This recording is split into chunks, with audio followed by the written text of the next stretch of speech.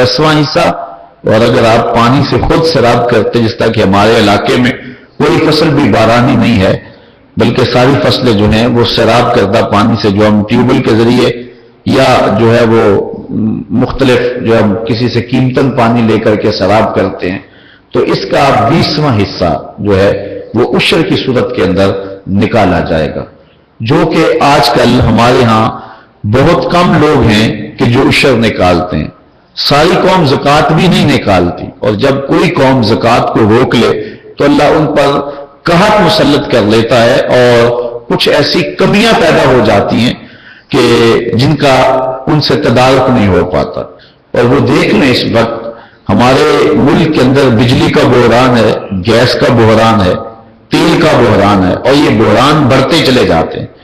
ہم اس کی ذمہ داری حکومتوں کی نااہلی وہ قرار دیتے ہیں، یہ بھی ہے، اس میں بھی انکار نہیں، کیونکہ کرپٹ قسم کے اور نالائق قسم کے حکمران ہمارے اوپر مسلط ہیں، اور جنہیں ان چیزوں سے کوئی خاص دلچسپی نہیں ہے، انہوں نے اپنے ایام حکومت پورے کرنے اور لوٹو اور بھاگ جاؤ، یہی ان کا مقصود ہے۔ ان کے اکاؤنٹ بیرون ممالک میں، اور انہوں نے وہاں تجوریاں بھرنی ہوتی ہیں، انہیں عوام سے کوئی دلچسپی نہیں ہے۔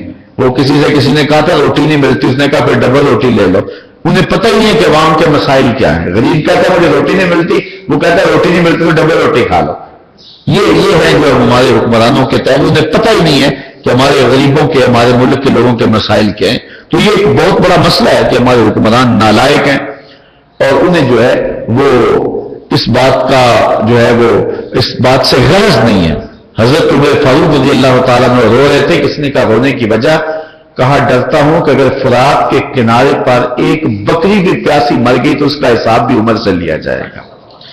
لیکن آج لوگ خودکشیاں کر رہے ہیں، خود سوزیاں ہو رہی ہیں، انسان گردے بیچ رہے ہیں کہ جو ہے وہ میرا گردہ لے لو، میں نے اپنے بچے کا علاج کروانا ہے۔ بلکہ آپ نے دیکھا کہ ایک بندہ اپنے بچے لے کر کے آ گیا کہ میں نے بچے فروخت کرنے۔ تو اس طرح جو ہے وہ حالات ہو گئے ہوئے، امیر سے امیر تر ہوتا جا رہا ہے، اور غریب جو ہے وہ غربت کی لکیر سے بھی نیچے زندگی گزارنے پہ مجبور ہے۔ ایک فیکٹری ملازم کی تنخواہ جو ہے وہ 5 یا 6 ہزار ہے۔ مجھے گھر کا بجٹ بنا کے تو دکھاؤ کہ 5-6 ہزار کے اندر مہینہ گزرتا کیسے ہے۔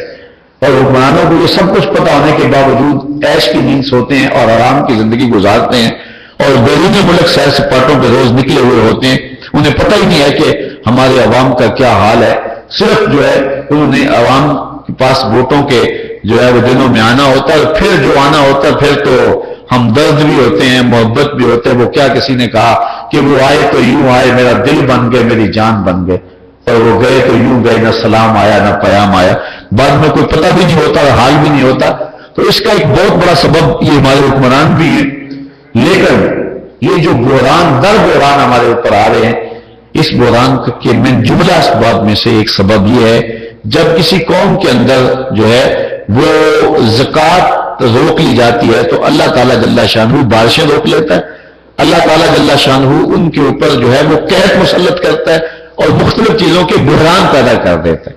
آج جو بحران ہیں ہمارے معاشرے کے اندر، جو مڈل طبقہ ہے اور چند جو ہے وہ ایلیٹ کلاس جسے کہتے ہیں، اور امیر ترین جو لوگ ہیں وہ تھوڑے لوگ ہیں جو زکوٰۃ ادا کرتے ہیں، باقی معاشرے کا ایک کثیر طبقہ ایسا ہے جو زکوٰۃ ادا نہیں کرتا، اور جو عشر ہے یہ تو کوئی ادا کرتا ہے۔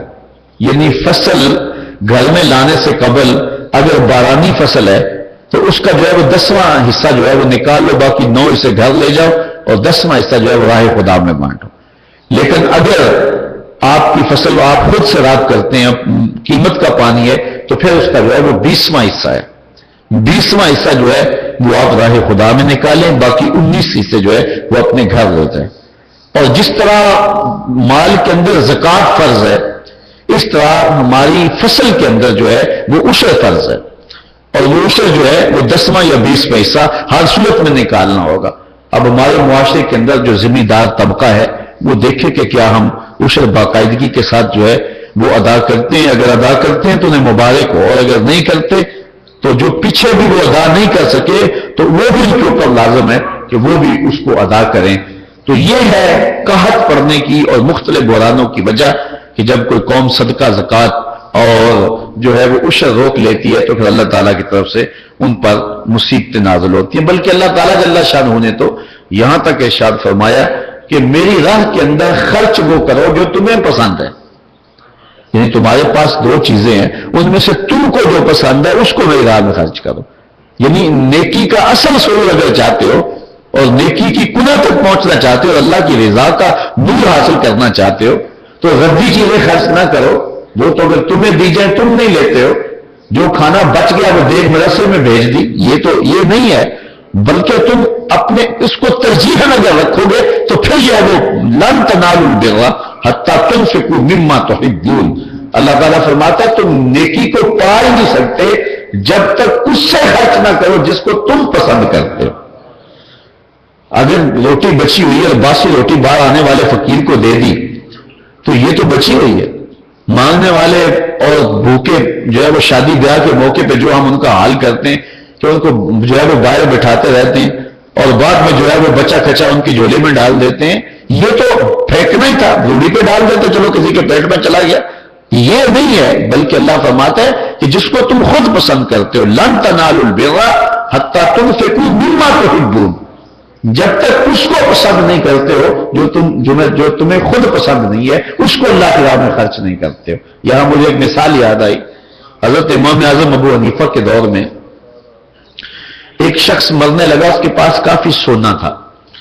اس نے سوچا کہ بچے چھوٹے چھوٹے تھے، اگر کسی غریب کو دیا کہ میرے بچوں کو بڑا ہو جائیں گے تو دینا، تو وہ ان کی حفاظت نہیں کر سکے گا. امیر کو دیا تو کہیں ہڑپ نہ کر جائے. لیکن اس نے خیر بڑی حکمت سے ایک وصیت نامہ ساتھ دیا. کہا کہ جب میرے بچے جوان ہو جائے، یہ سونا تھیلے میں ڈال کے دیا، یہ تھیلے میں ڈال کے تمہیں سونا دے رہا ہوں. جب میرے بچے جوان ہو گئے تو جو تیرا جی چاہے وہ بچوں کو دے دے. وقت گزرتا گیا، بچے جوان ہو گئے. اس نے لوگوں کو بلایا، کہا کہ ان کے والد نے یہ 5 کلو سونا مجھے دیا تھا اس تھیلے میں ڈال کے، اور ساتھ وصیت کی تھی کہ جب بچے جوان ہو جائیں تو جو تیرا جی چاہے وہ بچوں کو دے دینا. اس نے تھیلا جو ہے وہ بچوں کو دے دیا، سونا اپنے پاس رکھ لیا. اب سارا شہر کہے کہ ظلم ہوا یتیموں کے ساتھ، لیکن بولتا کوئی نہیں، اس لیے کہ جو ہے وہ اس نے وصیت کے مطابق ہی تو عمل کیا. اس نے کہا جو تیرا جی چاہے وہ بچوں کو دے دینا، ہم اسے پوچھ نہیں سکتے، عدالت پوچھ نہیں سکتی، کیونکہ باپ نے وصیت ایسے کی تھی کہ بچے جب جوان ہوں تو جو تیرا جی چاہے بچوں کو دے دینا. اس نے تھیلا بچوں کو دے دیا خالی اور خود سونا رکھ لیا. سارا شہر کہتا ہے یتیموں کے ساتھ ظلم ہوا. چلتے چلتے بات امام اعظم ابو حنیفہ کے پاس گئی. امام الائمہ سراج الامہ، ہمارے فقہ کے امام جنہیں امام اعظم کہتے ہیں. امام اعظم حضور کے روضے پہ گئے اور جا کر کہا السلام علیکہ یا امام المرسلین. اندر سے آواز آئی وعلیکم السلام یا امام المسلمین. امام اعظم کا نام جو اطراف عالم میں چمکتا یوں نہیں چمکتا، حضور کی طرف سے قبولیت. حضور فرمایا اگر علم سریا ستارے پہ بھی چلا جائے اب نائے فارس سے ایک جوان اٹھے گا، وہاں سے بھی کھینچ کے لے آئے گا. علماء نے لکھا اس حدیث کا مصداق حضرت امام اعظم ابو حنیفہ رضی اللہ تعالیٰ عنہ. حضرت امام اعظم ابو حنیفہ کے پاس مسئلہ آیا. آپ نے فرمایا دوبارہ بلاؤ لوگوں کو. بلایا گیا، اسے بھی بلاؤ. کہا کہ دوبارہ فیصلہ کر، وصیت پڑھ. اس نے وصیت پڑھی کہ ان کے باپ نے مجھے یہ سونا اس تھیلے میں ڈال کے دیا تھا، ساتھ وصیت لکھی تھی جب بچے جوان ہو جائیں تو جو تیرا جی چاہے وہ بچوں کو دے دے. تو میں اب تھیلا ان کو دے رہا ہوں اور سونا آپ رکھ رہا ہوں. آپ نے پھر وصیت پڑھو. پھر وصیت پڑھی کہ جب بچے جوان ہو جائیں تو جو تیرا جی چاہے وہ بچوں کو دے دینا. کہا وصیت یہ ہے کہ جب بچے جوان ہو جائیں جو تیرا جی چاہے وہ بچوں کو دے دینا. آپ فرمایا کہ تیرا جی سونے کو چاہ رہا ہے یا تھیلے کو؟ اس نے کہا سونے کو. کہا وصیت یہ کہ جو تیرا جی چاہے وہ بچوں کو دے دینا. اب سونا دینا، بچوں کو تھیلا پہ رکھ. اللہ فرماتا ہے لن تنالوا البر حتی تنفقوا مما تحبون. اتنی دیر تک تم نیکی نہیں پا سکتے جب اس سے خرچ نہ کرو جو تم پسند کرتے ہو. جو تم پسند کرتے ہو جب تک اس کو خرچ نہ کرو تو تمہیں نیکی کا نور نصیب نہیں ہو سکتا. تو راہ خدا میں دو پھر دیکھنا اس کا صلہ کتنا ہے. آؤ میں تمہیں حضور کے دور کی ایک داستان سناؤں، بڑی خوبصورت داستان. جب یا اتنا منزل الذی یقرض اللہ قرضا حسنا، کوئی ہے جو اللہ کو قرض حسنا دے؟ کوئی ہے جو اللہ قرض حسنا دے؟ تو ایک صحابی تھے حضرت ابو دہدہ رضی اللہ تعالیٰ عنہ، انہوں نے حضور سے کہا حضور کیا واقعی اللہ نے ہم سے قرض مانگا ہے؟ حضور نے فرمایا ہاں ابو دہدہ اللہ نے ہم سے قرض مانگا. تو انہوں نے حضور کا ہاتھ پکڑ لیا اور ساتھ چلتے گئے اور باتیں کرتے گئے. آگے ان کا باغ آ گیا جس میں 600 کھجوروں کے درخت تھے. رہائش بھی اس احاطے میں بھی، آج بھی عرب کے علاقوں میں رہائش بھی وہاں ہوتی ہے اور باغ بھی وہاں ہوتا ہے. تو اس وقت تو تھا یہ احاطے میں ہی رہائش ہوتی ہے اور وہاں باغ ہوتا ہے. اور آپ جانتے ہیں کھجور کب لگائی جاتی ہے، کب جا کے جوان ہوتی ہے. اور پھر کھجور دے دینا، اللہ اکبر، کھجوریں دے دیتے ہیں تو کھجور کا درخت دینا مشکل ہوتا ہے. وہ کہتے ہیں نا جٹ گردی پیسی دے دینا لیکن گنا نہیں توڑن دیتا. تو جو فصل تیار ہو چکی ہوتی ہے اس فصل کو راہ خدا میں خیرات کرنا، فصل ہی دے دینا، یہ مشکل ہوتا ہے اس کا نتیجہ پھل دینے سے. اب حضرت ابو دہدہ نے کب سے باغ لگایا، 600 درخت تیار ہوئے اور پھر احاطہ اور گھر بھی اس میں. تو پھر اس کے سامنے آ کے حضور سے پھر پوچھا حضور کیا اللہ نے واقعی ہم سے قرض مانگا ہے؟ حضور نے کہا ہاں ابو دہدہ اللہ نے ہم سے واقعی قرض مانگا. تو حضور کی خدمت میں عرض کی حضور پھر آپ گواہ ہو جائیں اس سودے کے، یہ باغ میں نے اللہ کو قرضے میں دے دیا. ان کا ایک ہی باغ تھا اور کوئی تھا ہی نہیں، تھا ہی وہی باغ، کوئی کائنات تھی وہی. اب گھر کے افراد بھی اس باغ میں ہی ہیں. اب حضرت ابو دہدہ اس باغ میں جا نہیں رہے کہ یہ تو میرا رہا ہی نہیں. تو دور سے کہتے یا امت دہدہ اخرجی، او دہدہ کی امی بچوں کو لے کے باہر آ جا، یہ باغ اب ہمارا نہیں رہا، ہم نے اللہ کو دے دیا. اب اس عورت نے جلدی جلدی سامان سمیٹا، بچوں کو لیا اور باہر آ گئی. آ کے یہ نہیں کہتے ابو دہدہ یہ کیا غضب کیا، آگے رہائش کا انتظام بھی نہیں کیا اور تم نے باغ بھی دے دیا، پھر سارا کیوں دے دیا، کچھ دے دیا ہوتا ہم کھائیں گے کہاں سے، رہیں گے کہاں. لیکن حضور کے مدرسے کے طالب علموں کی کیفیت دیکھیے. دہدہ بچوں کو سمیٹ کے باہر آئی، حضور کھڑے ہیں، ابو دہدہ کھڑے ہیں. تو اس کی آنکھوں میں تشکر کے آنسو ہیں اور ساتھ کہتے ہیں رابحہ بیعک یا ابا دہدہ، رابحہ بیعک یا ابا دہدہ. دہدہ کے ابو تو نے بڑا ہی نفع والا سودا کر لیا، تو نے بڑا ہی نفع والا سودا کر لیا، تو نے بڑا ہی نفع والا سودا کر لیا ہے کہ تو نے یہ باغ اللہ کو قرضے میں دے دیا ہے. تو فرمایا کہ کون ہے جو اللہ کو قرضہ دے، من ذا الذی یقرض اللہ قرضا حسنا، کوئی ہے جو اللہ کو قرضہ دے اللہ کو اس کو دگنا کر کے دے گا. پھر دیکھو گے اس کی ناز برداریاں جو بندوں کے ساتھ فرمائے گا. اب ایک حدیث اس پر میں آپ کے سامنے رکھ کر کے اپنے مضمون کو سمیٹنے جاؤں گا، وقت چونکہ مختصر ہے.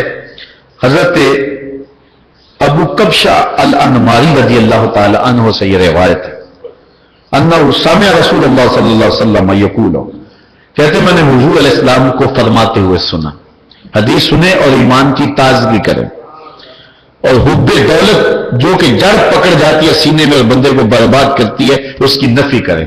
اقبال نے جو زکوٰۃ کے عنوان سے اسلام کے ارکان خمسہ پہ اپنے مسند اسراء و رموز میں لکھا، اس نے کہا کہ حب مال تلف بھی سازت زکوٰۃ، کہ جو زکوٰۃ کا مقصد کیا ہے، لازم کیوں کی گئی، کہا مال کی جو محبت ہے، جو زکوٰۃ ہے اور جو صدقہ ہے اس کی نفی کرتا ہے. اور مال کی محبت اگر نکل گئی تو پھر سمجھ لو کہ جو ہے وہ انسان بن گیا. راس و کل خطیئت حب دنیا، راس و کل خطیئت، ہر برائی کی جڑ دنیا کی محبت ہے. اس لیے جب یہ نکل گئی تو پھر انسان اچھا انسان بن جاتا ہے، پھر اس کے لیے بہتریوں کے راستے کھلتے ہیں. اب سنو صدقے کی فضیلت کے بارے میں حضور علیہ السلام کا ایک فرمان. حضرت ابو کبشہ انصاری رضی اللہ تعالی عنہ انماری رضی اللہ تعالی عنہ روایت کرتے ہیں، کہتے میں نے حضور کے کہتے ہوئے سنا، ثلاث اقسم علیہن واحدثکم حدیثا فاحفظوہ. حضور نے فرمایا کہ 3 چیزیں ایسی ہیں کہ جن کو میں قسم کھا کے بیان کرتا ہوں، ان پر میں قسم دیتا ہوں، اور باقی چیزیں ایسی ہیں جن کو میں ویسے ہی بیان کرتا ہوں، ان چیزوں کو یاد کر لو. کچھ چیزیں بغیر قسم کے بیان کرتا ہوں اور کچھ چیزوں کی اہمیت کے پیش نظر اس پر میں قسم کھاتا ہوں کہ یہ ایسے ہی ہے. فَأَمَّا الَّذِي يُقْسِمُ عَلَيْهِنَّ، بہرحال وہ چیزیں جن پر فرمایا کہ میں قسم کھا کے یہ بات کرتا ہوں، وہ چیزیں کون سی ہیں؟ آگے فرمایا فَأَمَّا الَّذِي يُقْسِمُ عَلَيْهِنَّ، جن پر میں قسم کھاتا ہوں ان میں سے ایک یہ ہے فَإِنَّهُ ما ناقصا مال عبد من صدقہ، ان میں سے پہلی بات یہ ہے کہ میں محمد قسم کھاتا ہوں کہ صدقے سے مال گھٹتا نہیں ہے. یہ میرے رسول نے فرمایا، یہ حضور نے فرمایا. منشی کہتا ہے کہ اتنے پیسے کم ہو گئے، اتنا صدقہ نکال دے، اتنے کم ہو گئے. کیلکولیٹر پہ حساب کریں، حساب یہ آتا ہے کہ اتنے پیسے کم ہو گئے. 100 سے 2.5 نکل گیا تو 97.5 رہیں گے باقی. حساب یہی ہے. لیکن حضور فرماتے ہیں کہ میں جن 3 چیزوں پہ قسم فرماتا ہوں ان میں سے ایک چیز یہ ہے کہ میں اس بات پہ قسم فرماتا ہوں فَمَّ الَّذِي يُقْسِمُ عَلَيْهِنَّ فَإِنَّهُ مَا نَقَصَ مَالُ عَبْدٍ مِّن صَدَقَةٍ. پہلی بات بطور قسم میں یہ بیان کرتا ہوں کہ صدقے سے مال گھٹتا نہیں بلکہ مال بڑھ جاتا. دوسری بات وَلَا ظُلِمَ عَبْدٌ مَظْلِمَةٌ صَبَرَ عَلَيْهَا إِلَّا زَادَهُ اللَّهُ بِهَا عِزًّا. دوسری بات جس پہ میں قسم کھاتا ہوں، حضور نے فرمایا جب کسی بندے پہ کوئی ظلم کرے وہ ظلم کو برداشت کر لے، اس ظلم کو برداشت کر لے، اس پہ صبر کرے. حضور فرماتے ہیں میں قسم کھاتا ہوں اللہ تعالیٰ اس کی عزت بڑھا دے گا. بندہ کہتا ہے اگر میں نے صبر کر دیا تو لوگ کیا کہیں گے، میں تو ذلیل ہو جاؤں گا. کہا نہیں، حضور فرمایا میں قسم کھاتا ہوں کہ اللہ تعالیٰ صبر کرنے پہ اس کو اور عزت عطا کرے. تیسری بات وَلَا فَتَحَ عَبْدُ بَابِ مَسْأَلَةٍ إِلَّا فَتَحَ اللَّهُ عَلَيْهِ بَابُ فَقْرٍ. کہا تیسری بات جس پر حضور نے فرمایا میں قسم کھاتا ہوں جب کوئی بندہ سوال کا دروازہ کھول دیتا ہے، مانگنا شروع کر دیتا ہے، اللہ اس کے لیے محتاجی کا دروازہ کھول دیتا ہے. پھر اس کی تھوڑ ختم، ساری زندگی بھی مانگتا رہے تو اس کی ضرورت پوری نہیں ہوتی. جو بچپن میں مانگنا شروع کر دیتے ہیں بڑھاپے تک مانگتے رہتے ہیں. اس لیے جب کوئی مصیبت بنے تو صرف اللہ سے مانگو، کسی کے آگے ہاتھ دراز نہ کرو. اور اگر ہاتھ پھیل گیا تو پھیلا ہوا ہاتھ پھر واپس جیب میں نہیں آئے گا، وہ پھیلے ہی رہے گا. حضور فرمایا ان 3 چیزوں پہ تو میں قسم کھاتا ہوں. وَأَمَّا الَّذِي يُحَدِّثُكُمْ فَاحْفَظُوهُ. اور کچھ چیزیں ہیں جو قسم کے بغیر بیان کرتا ہوں وہ بھی سچی ہیں، لیکن قسم کے بعد بغیر بیان کرتا ہوں. فَاحْفَظُوهُ، ان کو بھی یاد کر لو. فقال، حضور نے فرمایا انما الدنیا لأربعۃ نفر. دنیا 4 بندوں کے لیے. دنیا میں 4 قسم کے لوگ ہیں. عبد رزقہ اللہ مالا وعلما فهو یتقی فیہ ربہ. پہلا بندہ وہ ہے جس کو اللہ نے مال بھی دیا ہے، علم بھی دیا ہے، جو امیر بھی ہے اور عالم بھی ہے، دونوں دولتیں اس کے پاس ہیں. فهو یتقی فیہ ربہ، اور وہ اپنے رب سے ڈرتا ہے. وَيَصِلُ رَحِمَ، اور صلہ رحمی کرتا ہے. وَيَعْمَلُ لِلَّهِ فِيهِ بِحَقِّهِ، اور مال کا جو حق ہے اور جو علم کا حق ہے وہ ادا کرتا ہے. فَهَذَا بِأَفْضَلِ الْمَنَازِلِ. یہ دنیا میں سب سے افضل شخص ہے جس کو مال بھی دیا گیا، رزق بھی دیا گیا، اللہ سے ڈرتا بھی ہے، اور مال اور علم دونوں میں اس کا حق بھی ادا کرتا ہے. یہ افضل منازل پر ہے. وَعَبْدٌ رَزَقَهُ اللَّهُ عِلْمًا وَلَمْ يَرْزُقْهُ مَالًا. دوسرا وہ شخص ہے جس کو علم تو دیا گیا ہے لیکن مال نہیں دیا گیا. فَهُوَ صَادِقُ النِّيَّةِ، وہ سچی نیت والا بندہ ہے. یقول، وہ کہتا ہے لَوْ إِنَّ لِي مَالًا لَعَمِلْتُ بِعَمَلِ فُلَانٍ. کہتا ہے کاش کہ میرے پاس بھی مال ہوتا تو میں بھی فلاں کی طرح راہ خدا میں خرچ کرتا. فَأَجْرُهُ مَا سَوَاءٌ. فرمایا پہلا شخص اور یہ دوسرا شخص اجر میں برابر ہی ہے. وہ مال خرچ کر کے اور یہ مال نہ بھی خرچ کر کے اجر میں برابر ہے. اس لیے کہ یہ صادق النیہ ہے. اس کی نیت یہ ہے کہ اگر میرے پاس مال ہوتا تو راہ خدا میں خرچ کرتا، مسجد بنواتا، دارالعلوم تعمیر کرواتا، غرباء کی مدد کرتا، دکھیوں کے کام آتا، پریشان حالوں، بیماروں، لاچاروں، مجبوروں کی مدد کرتا. وہ یہ آرزو کرتا ہے کہ میرے پاس ہوتا تو میں یہ کرتا، یہ کرتا، یہ کرتا. صادق النیہ ہے. تو فرمایا کہ یہ اور وہ پہلا شخص دونوں اجر میں برابر. وَعَبْدٌ رَزَقَهُ اللَّهُ مَالًا وَلَمْ يَرْزُقْهُ عِلْمًا. تیسرا شخص وہ ہے جس کے پاس مال تو ہے لیکن علم نہیں ہے. وَهُوَ يَتَخَبَّطُ فِي مَالِهِ، اور وہ مال میں گڑبڑ کرتا ہے بغیر علم کے نہ ہونے کی وجہ سے.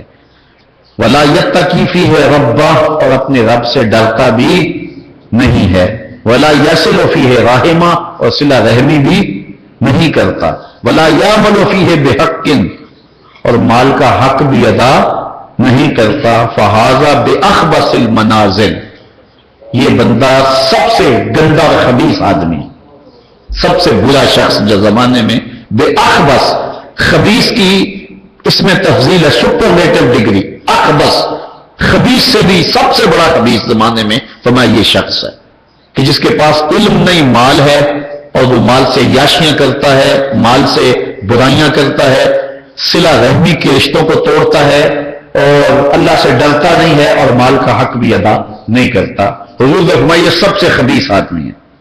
وَعَبْدٌ لَمْ يَرْزُقْهُ اللَّهُ مَالًا وَلَا عِلْمًا، اور تیسرا چوتھا وہ شخص ہے کہ جس کے پاس نہ علم ہے اور نہ ہی مال ہے، وہ یقول، اور وہ کہتا ہے لو ان لی مالا لعملت فیہ بعمل فلان، وہ کہتا ہے میرے پاس اگر مال ہوتا تو میں بھی موج کرتا، میرے پاس اگر پیسے ہوتے تو فلاں بندہ عیش کر رہا ہے میں بھی عیش کرتا، میں بھی یہ کرتا، میں بھی یہ کرتا، بعمل فلان فهو نیتہ، تو وہ اس کی نیت میں ہے، وَوِزْرُهُ مَا سَوَاءٌ، یہ اگرچہ اس نے کوئی عیش کی نہیں ہے، اگرچہ اس نے جو ہے وہ اس طرح پیسے اڑائے نہیں، فضول خرچیاں نہیں کی ہیں، لیکن اس خبیث کے ساتھ جڑا ہوا یہ بھی، اس لیے کہ یہ بھی چاہتا ہے اگر میرے پاس پیسے ہوتے تو میں بھی یوں کر دیتا، میں بھی یوں کر دیتا، تو یہ خواہش اس کو اس کے ساتھ جوڑ دے گی۔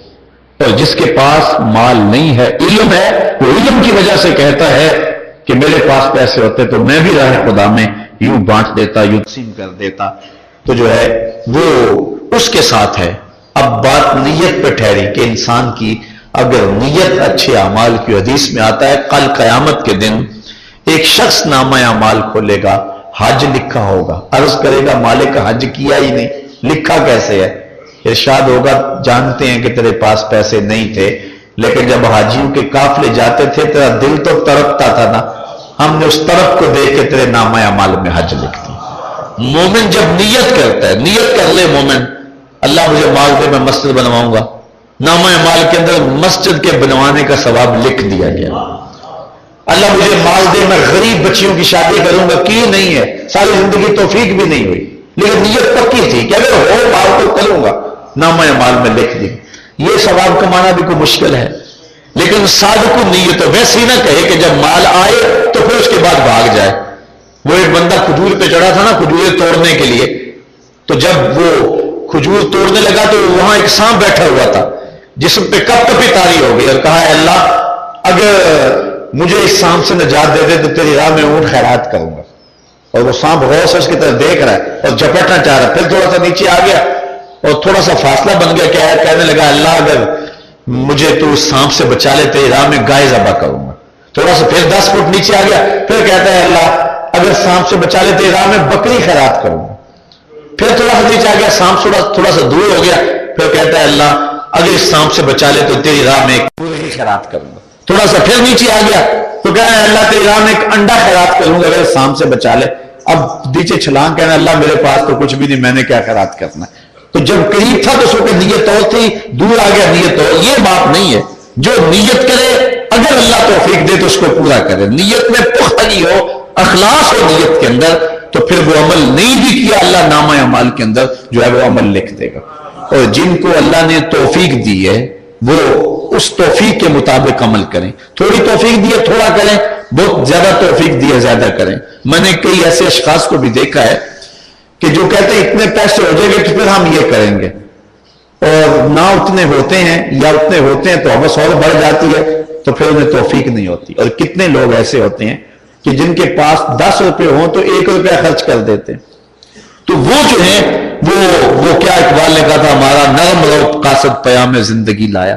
یہاں اس مرکز کے اندر میں نے کتنے لوگوں کو دیکھا ہے کہ جو 10 50 روپے سے شامل ہوتے رہتے ہیں، اور کئی بندے اس انتظار میں ہوتے ہیں کہ میرے پاس بہت سارا مال ہو تو پھر میں ہوں، تو اس کا مطلب بہت سارا ہوگا تو پھر اس کو خرچ کر کے کوئی داد لینا مقصود ہے؟ تیرے پاس ایک ٹگا ہے شیخ سعدی فرماتے ہیں فقیر کی علامت یہ ہے اس کے پاس ایک روٹی ہو تو وہ آدھی فقیر کو دے دیتا ہے، آدھی خود کھا لیتا ہے، وہ آدھی کو بھی بانٹ لیتا ہے. یہ نہیں کہ اس کے پاس منو ٹنو ہو تو پھر دے گا، جتنا ہے اس کے حساب سے اللہ کی راہ میں خیرات کرو. اگر اللہ نے زیادہ دیا تو پھر صدقہ کر کے دیکھو. اللہ کے محبوب علیہ الصلوۃ والسلام ارشاد فرماتے ہیں کہ صدقے سے مال کم نہیں ہوتا، اور اس پر اللہ کے رسول نے قسم فرمائی ہے. بہرحال یہ عنوان میں نے عشر کے عنوان سے چھیڑا تھا، لیکن وہ اس کے مسائل ابھی تش نہیں رہ گئے، کیونکہ آج کل فصل پکی ہوئی ہے. اس لیے اپنی فصلوں کا جو ذمہ دار حضرات ہیں وہ عشر ضرور دیں. اور وہ ہمارے علاقے کے اندر چونکہ بارانی زمین نہیں ہے، ٹیوب ویل سے پانی دیا جاتا ہے، تو فصل کا جو ہے جب فصل تیار ہو جائے تو اس کا 20واں حصہ جو ہے وہ الگ کر کے جو ہے باقی حصہ جو ہے وہ اپنے مصرف میں لائیں. ہمارے یہاں دارالعلوم میں آپ کو پتہ ہے کہ بچے اور طالبات یہاں شب و روز جو ہے وہ رہ کر کے قرآن مجید کی، کتاب رحمت کی، احادیث رسول کی اور دیگر فنون پر جو ہے وہ تعلیم حاصل کر رہے ہیں. تو ہر سال ہم یہاں عشر کے لیے ترغیب دلاتے ہیں. پچھلے سال بھی 300 من کے قریب گندم اکٹھی ہو گئی تھی، اس سے پچھلے سال بھی.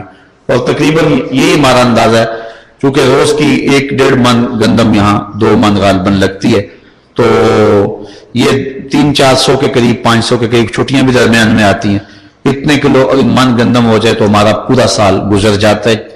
فصل جو چاول کی فصل ہوتی ہے اس پہ ہم اتنا زور نہیں دیتے کہ اللہ تعالیٰ نے ایک شخص کو توفیق دی ہوئی ہے وہ پورے سال کے چاول ایک دن ہی بھیج دیتا ہے یہاں دارالعلوم کے لیے. اللہ اسے جزا دے، اللہ سے برکت دے رہا ہے اور مزید اللہ تعالیٰ فرمائے. لیکن یہ جو فصل ہے گندم کی، اس میں یہ بھی شکر ہے کہ ایک بندہ نہیں دیتا، اس لیے کہ اس میں بہت سارے لوگوں کا حصہ پڑ جاتا ہے. اس لیے بالخصوص جو ذمہ دار ہیں وہ اپنے عشر کو نکال کر کے مرکز میں بھیجیں یا ہمارے نمائندے کو فون کریں، یہاں اطلاع دیں، ہم جا کر کے لے آئیں گے. اور میں کہتا ہوں جن کو اللہ نے توفیق عطا فرمائی ہے، جن کو اللہ نے جو ہے وہ آسودگی دی ہے، جس طرح وہ اپنے گھر کے لیے جو ہے وہ گندم خریدتے ہیں، اگر وہ سوچیں کہ ہمارے گھر کے 5 افراد ہیں، 5 نہیں 6 افراد ہیں، ایک فرد جو ہے وہ مدرسے کا ایک بچہ اپنے ساتھ شامل کر لیں، اس اندازے سے کچھ اضافی گندم خرید کر کے اگر دارالعلوم بھیج دیں تو یہ آپ کا ایسا صدقہ جاریہ ہوگا کہ پورا سال جو ہے وہ بچہ آپ کی دی ہوئی اس گندم سے کھاتا رہے گا، تو آپ کو اس کا ثواب پہنچتا رہے گا. بہت سارے امور ہیں. میں نے پچھلے جمعہ کو بھی توجہ دلائی تھی کہ یہاں جو تعبیر کا کام ہے وہ فنڈز کے ختم ہو جانے کی وجہ سے رک رہا ہے. اگر کوئی ہو تو اس کو جاری رکھا جا سکے. خیر کسی نے تکلف نہیں فرمایا اور وہ 2 ہفتے سے کام رکا ہوا ہے، لیکن بہرحال سرے دست کام چل رہا ہے. لیکن کچھ امور ضروری ہیں جن کو ہم نے جو ہے وہ ادا کرنا ہے، اور کچھ اس وقت جو ہے فنڈ مدرسے کے جو ہیں وہ بھی جو ہے وہ آخر اختتام کو پہنچ گئے ہیں. ماہانہ 2-2.5-3 لاکھ روپیہ یہاں جو ہے وہ خرچ ہے، وہ بھی آپ کی نظر میں رہے. اور یہاں مسجد کا فرش بھی، یہ دروازے بھی، آگے موسم برسات کا آ رہا ہے اور ہمارے جو ہے وہ کہہ رہے ہیں ذمہ دار لوگ کہ اگر یہ اس کو اوپر ٹائل نہ لگی تو یہ گنبد کو بھی نقصان پہنچ سکتا ہے. لیکن اللہ خیر فرمائے، اللہ اسباب بھی پیدا فرمائے. میں یہ چیزیں آپ کو ترغیب کے لیے دلا رہا ہوں. یہ دروازوں کا کام ہے، یہ باہر کمروں کے دروازوں کا کام ہے، فرش کا کام ہے، اوپر گنبد کا کام ہے. اس کے علاوہ کچھ ہمارے انتظامی امور ہیں. اس مدرسے کے لیے جو ہے وہ بہت ساری چیزوں کی ہمیں ہر وقت ضرورت رہتی ہے، اور توسیع بنیادوں پر بھی جو کام ہو رہا ہے کہ ہم نے کچھ تھوڑی سی جگہ بھی ساتھ شامل کرنی ہے تاکہ پارکنگ کے مسئلے بھی حل ہوں. تو میں آج اس عنوان سے چلو بات تو ہوئی، تو اس موقع کو غنیمت سمجھتے ہوئے یہ آپ سے گزارش کر رہا ہوں کہ اللہ نے آپ کو اگر اپنی جناب سے رزق حلال عطا فرمایا ہے تو آپ ان کاموں میں سے کوئی کام اپنے ذمے بھی لے سکتے ہیں، نہیں تو انفرادی طور پہ یا اجتماعی طور پہ آپ اس کام کو جو ہے وہ اس طرح سے ادا کریں گے کہ یہ آپ کا ہی کام ہے. ظاہر ہے یہ دارالعلوم، یہ مدارس دینیہ، ان کے کوئی ذرائع آمدنی نہیں ہوتے ہیں، ان کا ذریعہ آمدنی لوگوں کے فنڈ پہ مشتمل ہوتا ہے. اور ہم تو کافی عرصہ سے جو ہے وہ اعلان کرنے سے بھی گریز کرتے ہیں کہ لوگ خود ہی دیکھ رہے ہیں، لیکن